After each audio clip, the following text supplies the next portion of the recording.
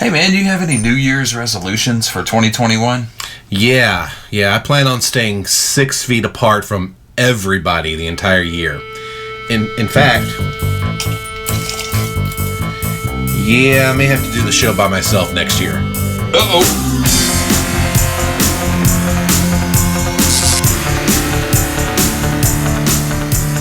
Hello and welcome to the darkened room of music conversation.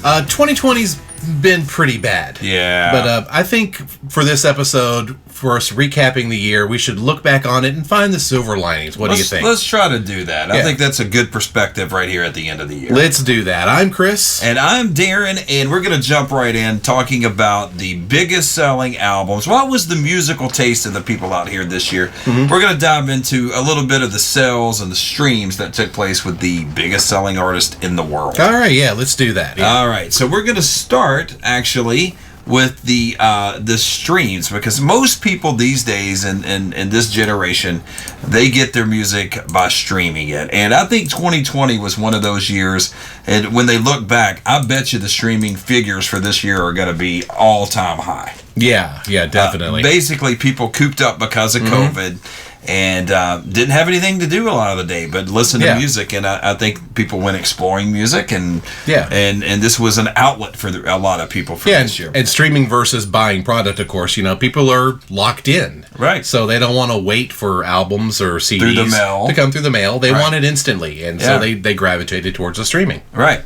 So we're going to jump right into the biggest selling albums as far as streaming is concerned. Yeah. And let's go. What do you want to do? Like 10 to 1? Sure, let's do that. So number 10's right there. Okay, the Hamilton Broadway cast. Nice. Which was and by the way, I think I am related. It's distant. Mm-hmm. I'm related to Alexander Hamilton. Really? Yeah. My dad has done a lot of the genealogy. Yeah, exactly. Yeah, that's the word I was thinking of. John Adams seems to be on a branch of us somewhere. So before you get smart with me, remember you're talking to royalty over here. All right, number 9, Da Baby. And Blame It on Baby. Yeah. That's our number 9. Downloads. What was the total on that guy right there? 1.5 billion. Good googly. Yeah. That's a lot of streaming. That's quite a bit, yep. All right, Bad Bunny. And how do you say this right here? I don't even know what that is. YHLQMDLG. It's got to be an acronym to mean something. I don't know what it is. Okay, well, 1.6...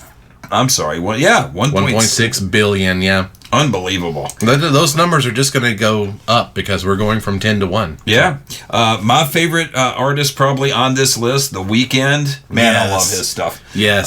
After Hours, 1.8 billion streams. Mm-hmm. Yeah. That's getting it done, my man. Yeah, it is, man. That's good stuff. All right, checking in next. Number 6 on the most downloaded streams of the year for 2020 at 2.1 billion streams. Post Malone, Hollywood's Bleeding. Holy smokes, yeah. I kind of like his. He's a mumble rapper. Yeah. I kind of like his music better than the others that I've heard. You can tell, there's some auto-tune on it and all that. But he put some interesting elements in his songs. So, organic stuff like acoustic guitar and stuff. So, and he's kind of a likable guy. Yeah, it seems like people dig him, for whatever reason. Absolutely, yeah. He seems cool. Yeah. All right, number 6 is Juice WRLD, Legends Never Die, also at 2.18 billion streams for the year. Yeah. All right. Unbelievable. Yeah. Roddy Ricch, Please Excuse Me for Being Antisocial. That's a good title for this. Very appropriate. Yeah. Almost 2.3 billion streams for the year. Yeah. All right. Unbelievable. So we got the top 3 now. Top 3 streaming albums of the year. Pop Smoke at number 3. Mm-hmm. Shoot for the Stars, Aim for the Moon. And that checked in at 2.4, almost 2.5 billion streams for the year 2020. Wow. Yeah. All right, and the top 2, how do you say this? Little Uzi Vert. Lil Uzi Vert. Mm-hmm. Yeah, my favorite. Eternal A Take. Is that how you say that? Eternal A Take. Yeah. And 2.5 billion streams for 2020. Yep. And finally, checking in at number 1. The big dog right here. The big dog of the year for 2020 in streaming, Lil Baby. and My Turn. Yeah. And that checked in over 3 billion streams. Crazy, man. For the year. So there you go. That's a lot of bandwidth. Yeah, that's the top 10 as far as streaming is concerned. Now we're going to go over the top 10 albums, actual physical copies of albums that were sold. Now, these numbers are way less, but that's the sign of the times. Yeah. And we also did a little comparison to 2019. And what did we find when we looked at the streams and all that? We found that album sales, the physical album sales, are relatively the same. They didn't seem to change much.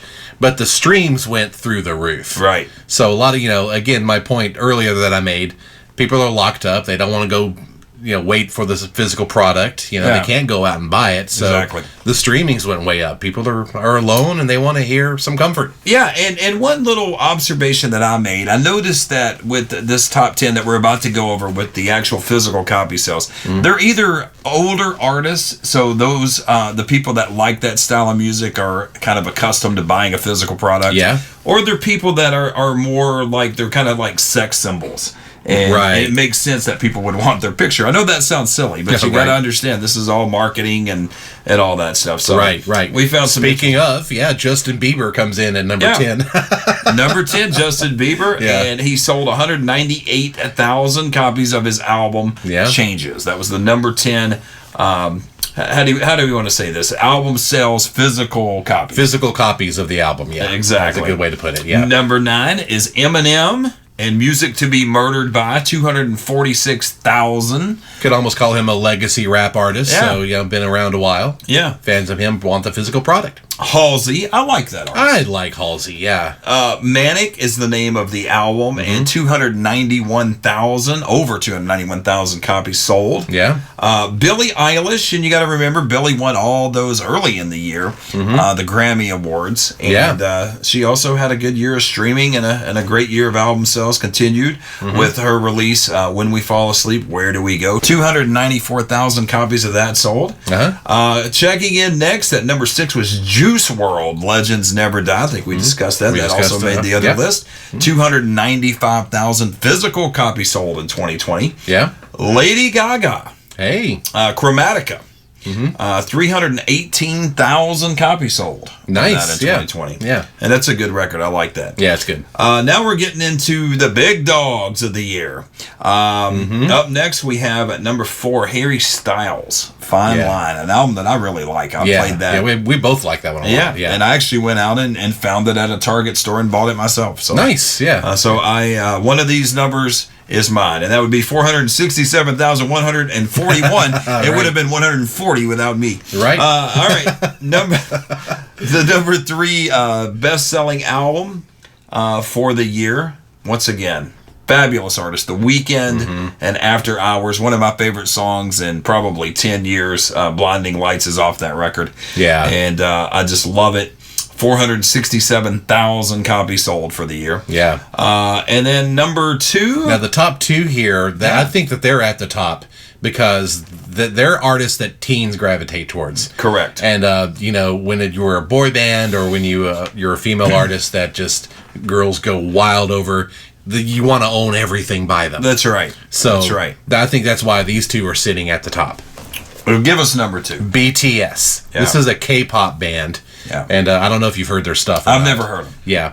It's they have some like throwback sounds in it. You can hear like signs of Michael Jackson in there, but it's very, very sugary. It's very, very boy band.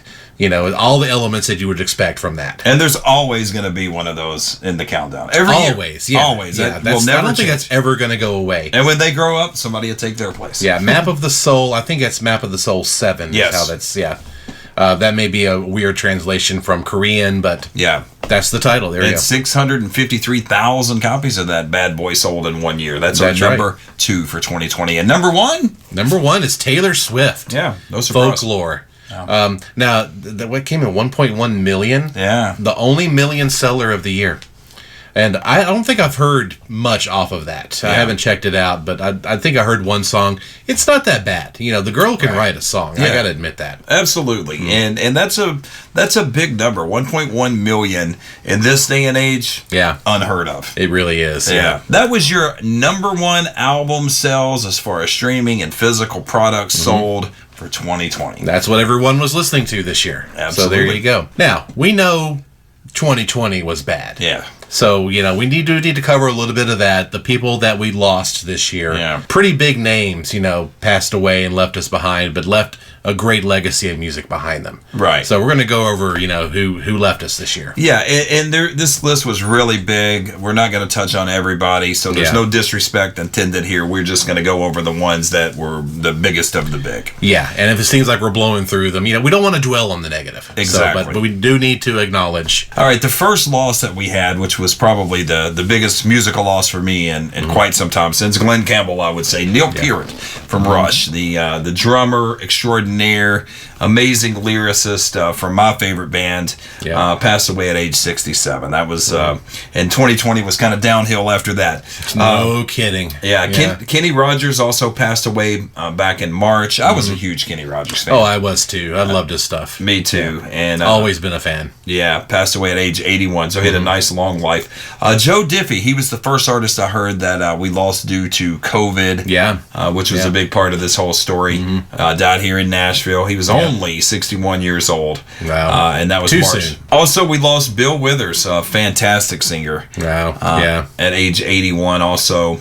Brian Howe from Bad Company, who actually took Paul Rogers' place in Bad Company. Yeah. Had a lot of hits like No Smoke Without a Fire, How About That, you know, Holy Water. Yeah. If you needed somebody, it was that era of Bad Company. Fantastic singer. He passed away at age 66. Yep. Little Richard, a man that I saw one time out in the wild in Murfreesboro, Tennessee, of all places. Yeah. Passed away at age 87. You're talking about one of the most influential rock and roll dudes of all time. No kidding. Little Richard was the man. He was a master. Yeah. And I see there he actually passed away in Tullahoma, Tennessee. Yeah. Just not far from Murfreesboro. Yeah, he was living there the last like 15, 20 years. Yeah. Rupert Hine, record producer extraordinary, produced bands like Saga and Rush, The Fix, had a great career. Passed away at age 72. Yeah. Bonnie Pointer from the Pointer Sisters. I like the Pointer Sisters. I do too. I thought as far as pop music goes, they were top notch. They were, yeah. One that I want to bring up, at 103 years old, Miss Vera Lynn. And the reason I want to bring her up, I mean, she was like in the UK. She had a lot of pop hits and pop standards during World War II. But if you watch Pink Floyd The Wall, the very first song you hear is by her. Yeah. The Little Boy That Santa Claus Forgot. Right. Yeah, so she passed away this year as well. Yeah, great life though, 103 years old. I know. Benny Mardones also passed away at age 73. Benny had a wonderful voice. Of course, he was a two-time one-hit wonder. Yep. With Into the Night, and there's videos of him playing that song live, which are just tremendous. Yeah, he had an incredible voice, co-written by Robert Tepper, who later did No Easy Way Out. Yeah, from the Rocky soundtrack. There you go. But he passed away at age 73 back in June. And also Charlie Daniels, who was a fabulous musician, great long musical legacy, passed away at 83. Yep. And Ronald Bell from Kool and the Gang. We love Kool and the Gang. Yeah. You know, this is the guy who played saxophone, co-wrote Celebration. Enough said, right? He co-wrote Celebration. Yeah. Probably their most recognizable song by anyone who's maybe not even a fan. Yeah, and that's actually inspired us. We're going to actually do a Kool and the Gang episode coming up in 2021. Yeah. I can't wait for that. Are a totally legit band that needs to be talked about. Yeah. Mac Davis, he wrote In the Ghetto. I mean, the guy wrote a lot of great songs. Yeah, for a lot of them for Elvis. A lot, yeah. Tremendous songwriter. I remember his song "Hard to Be Humble." My grandparents listened. I remember hearing that on their radio. Yeah, I thought it was hilarious. Yeah, Lord, it's hard to be humble when I'm perfect in every way. Sad to see him go. Yeah, and probably the biggest musical loss in the last 15 years. Oh yeah, this was a bomb right here. It really was. Eddie Van Halen, of course, we lost at age 65 to throat cancer back in October. Yeah, I was a humongous Eddie fan. I mean, the guy changed the complexion of music, how you played the guitar. Just everything about him was just so incredible. Yeah. And that was just a massive, massive loss. Yeah. And Johnny Nash, we also lost on that same day. Wow. I can see clearly now. That was a bad day. It sure was. Yeah. Later in October, Spencer Davis from the Spencer Davis Group. Give me some lovin'. Yeah. And then this one really caught me off guard. Tony Lewis, the singer from The Outfield, great songs like Your Love. Just a soundtrack of the 80s. I mean, it doesn't get any more iconic than that. Only age 62 passed away in England. And I really like The Outfield. Yeah, I did too. Since You've Been Gone was a great song. Right. Oh, man. That's probably my favorite Outfield song, actually. Yeah. And then another one we wanted to touch on, this was a recent one, Charlie Pride. Passed away. Just a great artist, an amazing singer, had an illustrious country music career. Let's face it, at a time when blacks weren't really known for country music. Right. Just an incredible singer, incredible guy. You can just trust me on this. Go search for anything bad on Charlie Pride. You won't find it. Right. There is nothing. Just a super great guy. Charlie Pride died at age 86, December 12th. So that's not everybody who passed away. There were many more on the list, but we just wanted to highlight some of the ones that were really, really important in the realm of integrity and in music. So yeah, absolutely, yeah. All right, so enough negativity. Let's go on to the better things that came along in 2020. Some of our favorite stuff, some favorite music that we heard. Yeah. And I think the number one on the list there, we both wholeheartedly agree on. The Slow Rush from Tame Impala. Yeah, best album I've heard in years. Yeah. I can't tell you how many times I listened to that over the last several months. Yeah. And I still love it like the first time I heard it. It's a great album. Yeah. And it's not just us saying that. Right. The Australian Music Awards, which, is their version of the Grammys, won 5 awards. Yeah. It won Album of the Year, Best Group, Best Rock Album, Engineer of the Year, Producer of the Year. So this is a fantastic album. Yeah. And the Grammys, I'm hoping that the 2 that they're nominated for, they may grab those as well. I hope Best so. Alternative Music Album and Best Rock Song for Lost in Yesterday. Yeah, and that's probably, I don't know, that one or Borderlines. I love both of those songs probably equally. But yeah, they're great. Yeah, great stuff, man. Check it out if you haven't heard them. They're really good. They're like EDM, but with a throwback vibe. The singer's really good. And the songs are very catchy. Yeah. So one of the songs that I know that I left off of our favorite recent songs, but it hadn't quite taken hold on me yet. Yeah. Now I wish I had it in that episode that we did. Blinding Lights by The Weeknd. Yeah. This song is gotta crank to 11 kind of song. I love the sounds, the 80s keyboard in it. It's got an upbeat groove. You hear these songs every now and then that come along and you're like, man, this is a song of the time, but it's going to stand the test of time. And that's one of those songs for me. It has a timeless quality to it. In fact, the keyboards kind of remind me of Aha, Take On Me. Absolutely, yeah. Yeah, it it's the same keyboard sound. Yeah. Yeah, so exactly what I was going to say. Yeah. Yeah, and this year also saw a lot of like 70s and 80s disco come back. So my favorite one that kind of used that sound was from Lady Gaga, Rain on Me. I love that. I've heard that song. Yeah, that's a great song. I mean, it sounds like it could have been released in 1982. Totally. Yeah. Totally. So I loved that one. Yeah. And then, of course, released in December 2019, but it carried over its popularity well into the 2020s. Harry Styles' Fine Line. He's got a lot of mileage out of that. That was record. a great album. And once again, I admit, guilty as charged. I love Harry Styles. I love that album. Yeah. And I think my favorite off there is Adore You for sure. Me too. Yeah. Me too. So something kind of different we saw this year because of the whole COVID outbreak and the lockdowns.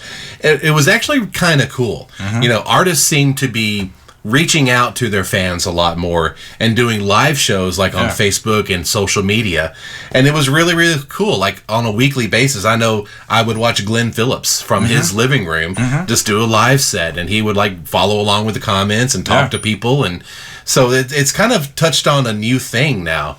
And I hope to see this carry over into the future, even if whenever this is all over with. You know, our good friend Danny Vaughn, he did like for several weeks in a row. I think he took a few weeks off and then it went back to it. Did like live from his living room. A lot of once a week he would play his favorite songs. Yeah. He made a point, and I thought this was a really good point.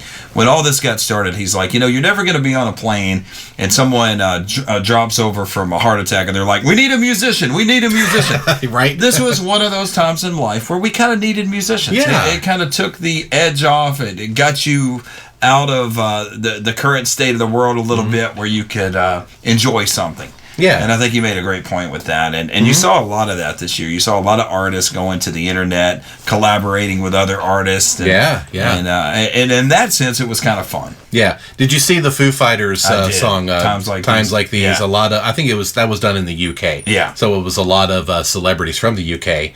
Like Chris Martin was on it as well, and some of the actors and stuff. They did Times Like These, and they kind of did it. Go watch it. Yeah, you saw a lot of that this year. I thought it was really cool. A lot of Zoom live shows. Right. So, yeah. Right. So that's kind of how artists dealt with it this year. You couldn't really have live concerts per se. Yeah. And so as a fan, it was kind of neat. And I think the artists like it, because I know when I was watching Glenn, he was really getting into like how the fans reacting and reading the comments and just having such a great time with it. Right. I can see this carrying over to be a thing. I think so too. Yeah. I think so too. So while we're on the subject of things we saw in 2020 that we hope continue on into the future, I wanted to touch on like a newer artist that I just discovered that I think in the coming year, you're probably going to hear a lot of this girl. And that's just my prediction. So, but I'm really hoping so, because I love her music. It really reminds me of the kind of stuff that I like to listen during the winter time. Yeah. But it's acoustic. It's got a little pop feel to it, and she's great. I love her voice. Her name is Sarah Kays, and she just signed with Atlantic Records. Now, she's been releasing singles on her own on Spotify since 2019. She's got like 9 songs that are just self-released. But it looks like Atlantic Records took notice. So her latest single, it's called Remember That Night, on the Atlantic label. Yeah, and you played that for me earlier, and I really liked it and some of her other stuff, and we can't quite figure it out. It looks like she's possibly from Nashville. Or she at least lives here now. Located out of Nashville now, so we see a lot of Nashville vibe in there, which is cool with us, so we'll try to reach out to her. Go to her Instagram, and you can see in the background Nashville area scenery, you know, in some of her pictures. And everything I've heard sounds wonderful. Oh, yeah, she's great. I think she has potential, for sure. Yeah. Yeah. So speaking of her only releasing singles and not really worrying about an album, just recording it and getting it out there as fast as possible, do we see that as a continuing trend? I do. Yeah. I do see that as a continuing trend, which is almost a reversal of time and going back in time. It's really, really weird how these things play out. Human nature sometimes so much will come back around to its most basic form. In the 50s and 60s, that's what you had. You had single artists. Exactly right. Yeah. And we've kind of reached, came back around to that where, big full concept albums and albums as a whole kind of became a thing more in the late 60s and throughout the 70s and onward. And then that's when you saw like the Beatles, who released like almost exclusively singles. Early on. You started seeing those collections coming out with all the singles on one album, They were releasing those because people wanted a bigger collection of songs. Yeah. And I'm all about as much music as you could possibly get your hands on. So whatever gets the most music out there, if it's one at a time, if you're taking one bite at the apple, or if you want to swallow the whole thing whole with an album, that's fine too. So, but I do think that this is a trend you're going to see going forward. Yeah. And doing singles versus albums, I mean, it's much more cost effective. Yeah. And, it's much easier with home recording equipment now and computers and all that to get a single out quick. So if something happens in your life and you want to like communicate with your fans through your music, you can do it almost instantly. And also as an artist, you have a better measure of, I may have had a misstep here. People don't like this direction. If it's just a single, it's not that hard to get over that. You can come right back out with something else. All right. So let's talk about TikTok now. And by the way, I never had heard of TikTok until my friend Tristan McIntosh got one. And then I'm like, okay, what is this TikTok? So. Yeah, I hadn't heard of it until this year also. I think the pandemic also blew this platform up to where everyone knows about it now. I don't care who you are. Your grandma knows about TikTok now. At least they've heard of it. Yeah. I mean, it's been around since 2017. Yeah. And it really started to be distributed internationally about that time. But it was in 2019 when it started to make an impact. Yeah. Old Town Road, Little Nas X. Part of its popularity was because of TikTok. Right. But this year was the year. Like, I know that the WAP by Cardi B, you know, it started out on TikTok and it blew up because that it originated from people wanting to dance to it. Yeah. And that has developed a new trend. Like recently Drake recorded a song exclusively for TikTok for people to make TikTok videos. So that could be a trend that we see coming up where artists are focusing more on a social media platform. Yeah, it kind of has the feeling that the big machine is not as important as it once was. It's like the artists have found a way to go direct to the consumer now, direct to the fan base. And I think that's a trend that's going to continue. You know, you don't see as many, it doesn't feel like there's as many movie stars anymore. I mean, we have YouTube stars now. Yeah. You know what I mean? Hi, that's us.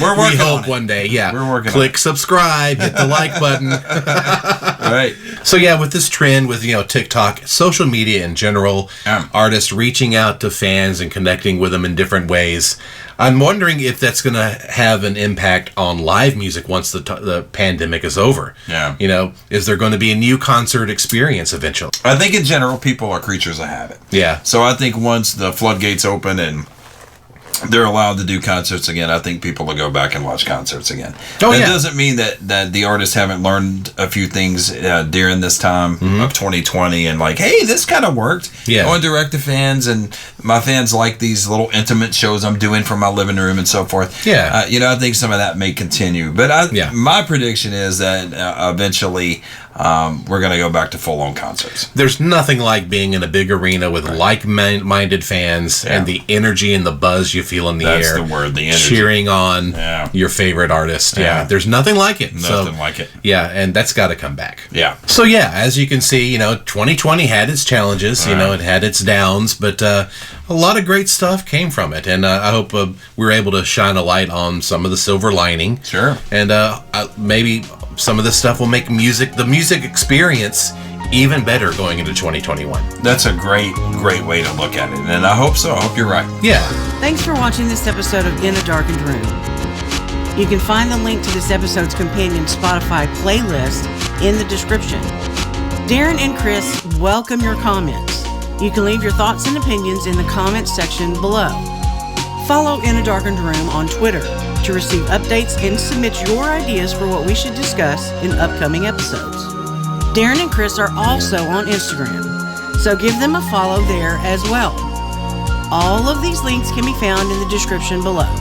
While you're there, be sure to click subscribe and ring the bell. All right, random topic time, and let's do my favorite one. I love doing the trivia box. Maybe we'll get stumped. Maybe so. It doesn't happen often. Yeah, I like having my knowledge tested. Yeah, me too. So here we go. One Hit Wonder is the name of this. I bet you'll do pretty well on this one. So, okay, their lone U.S. hit, Tainted Love. Oh, are you kidding me? Of course we know this. Yeah. Soft Cell, Tainted Love. That's Mark who they Almond's were. band, yeah. Yeah. Yeah, and of course I'm looking at the back of the card like, are we right? Yeah. Unless there's a misprint, we're going to get that one right. The one-hit wonder category is pretty easy because Darren actually did a little project not too long ago where he compiled all of the one-hit wonders, and these were the true one-hit wonders. But you ready for me to blow your mind? Go for it. It was 15 years ago when I did that. Wow. You said just did. It was 15 years ago. Yeah, see? Yeah, time flies. Well, as far as that song goes, I actually like the song. Yeah. I don't think much of the vocal track, but it works for what it is, you know. It's a very simple song. Yeah. Been used so many times in commercials and all that stuff. But I have to admit, when I hear it, I kind of enjoy it. Yeah, I love it. Yeah.